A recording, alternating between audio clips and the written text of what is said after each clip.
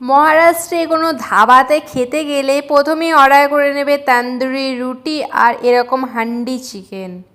Just কালারটা দেখো, wow delicious. দেখেই মনে হচ্ছে না জিভে জল চলে এলো।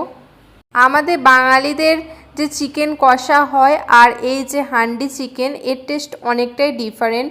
তুমি যদি মহারাষ্ট্রে থাকো আর এই চিকেন টেস্ট করে থাকো তাহলেই তুমি বুঝতে পারবে কতটা টেস্টি হয় এটা।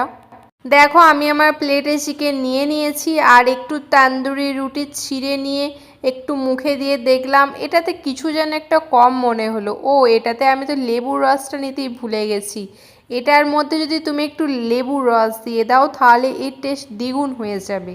এবার তান্দুরি রুটি দিয়ে এক টুকরো চিকেন আর এই যে ঝোল, এটা মুখে দিলে ওয়াও, জাস্ট ওয়াও।